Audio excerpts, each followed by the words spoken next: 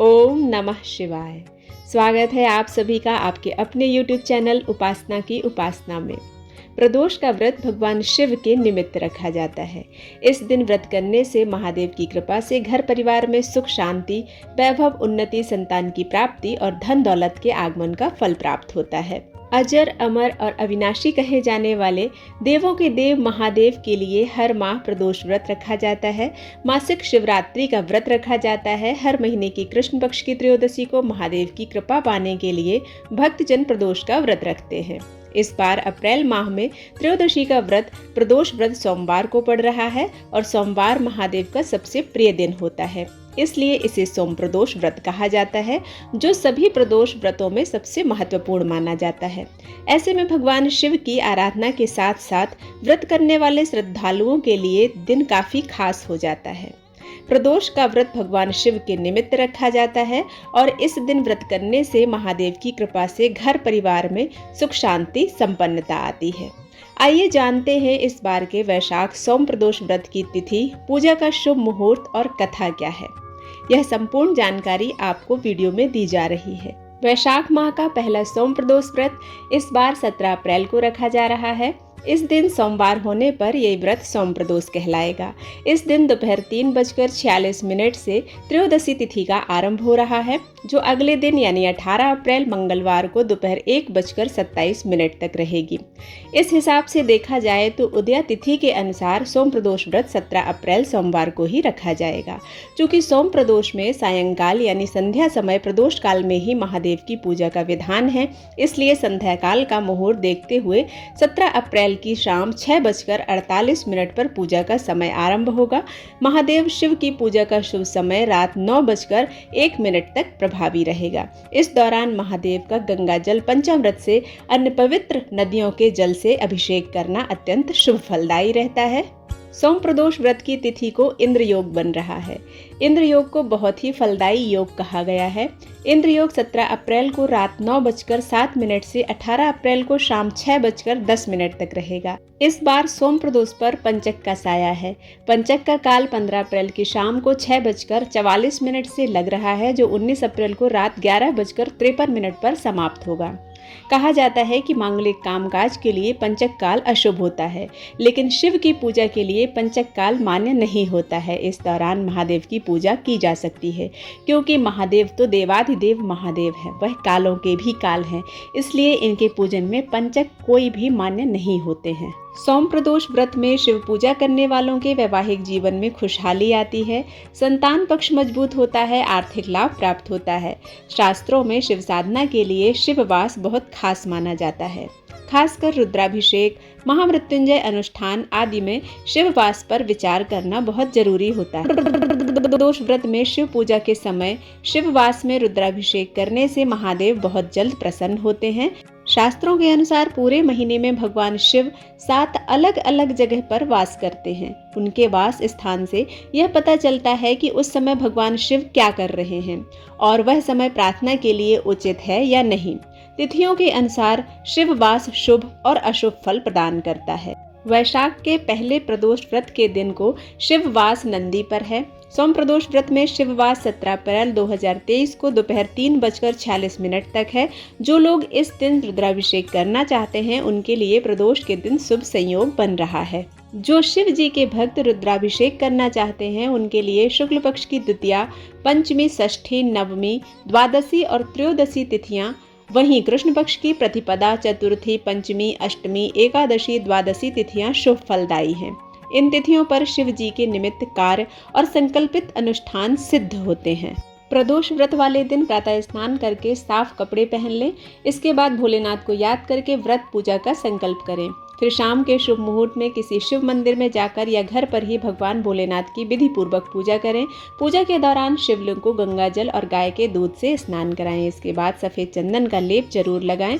भगवान भोलेनाथ को अक्षत, बेलपत्र, भांग, धतूरा, शमी का पत्ता, सफ़ेद फूल, शहद, भस्म, शक्कर आदि अर्पित करें। इस दौरान ओम नमः शिवाय मंत्र का उच्चारण करते रहें। पूजा के बाद शिव चालीसा, सोम प्रदोष व्रत की कथा पढ़ें, घी का दीपक जलाएं और शिव जी की आरती करें। इसके बाद पूजा का समापन क्षमा प्रार्थना करते हुए शिव जी के सामने अपनी मनोकामना व्यक्त कर दें। वहीं अगले दिन सुबह स्नान आदि के बाद फिर शिव जी की पूजा करें, फिर सूर्योदय के बाद पारण करें। इस विधि से भगवान शिव की पूजा करने से भोलेनाथ अत्यंत प्रसन्न होते हैं और शीघ्र आशीर्वाद प्रदान करते हैं। मान्यता है कि प्रदोष के समय महादेव कैलाश पर्वत के रजत भवन में इस समय नृत्य करते हैं और देवता उनके गुणों का स्तवन करते हैं। ऐसे में जो जातक यह व्रत करते हैं, भोलेनाथ की कृपा से उनकी सभी मनोकामनाएं पूर्ण होती हैं। मान्यता है कि सोमवार के दिन प्रदोष व्रत को करके जो भक्त प्रदोष काल के समय भगवान शिव की पूजा करते हैं, उनके सभी पाप शिव जी नष्ट कर देते हैं और शिव भक्ति से प्राप्त भक्त उत्तम स्थान और सुख प्राप्त करता है, जैसे कि सोम प्रदोष व्रत की कथा में बताया गया है।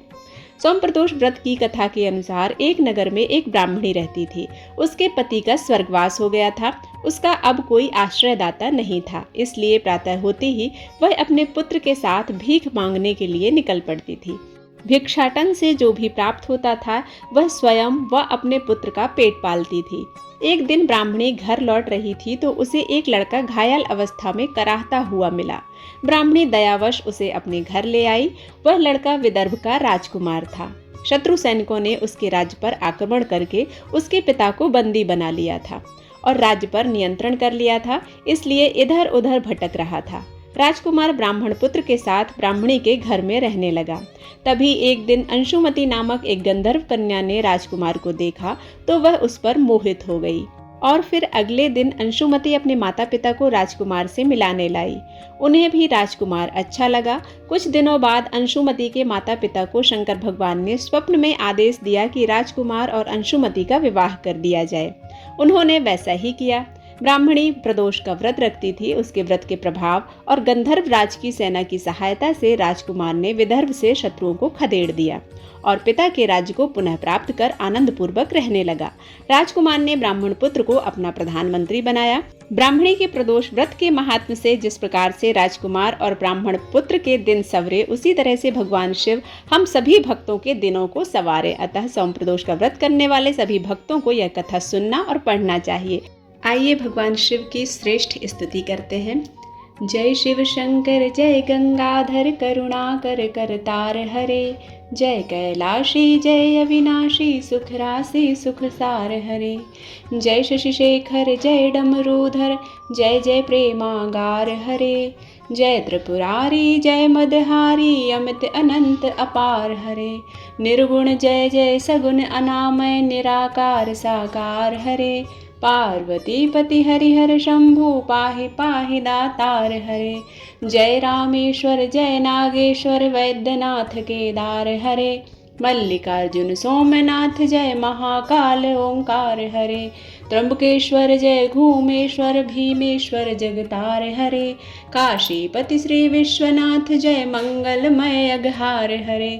नीलकंठ जय भूतनाथ जय मृत्युंजय अविकार हरे।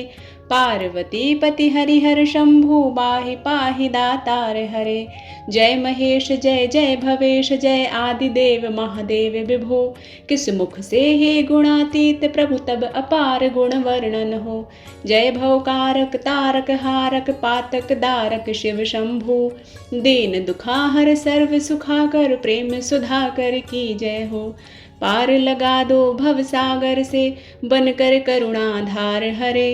पार्वती पति हरिहर शंभु पाहि पाहि दातार हरे। जय मन भावन जय अति पावन शोक नशावन शिव शंभु। विपति विदारण अधम उदारण सत्य सनातन शिव शंभु।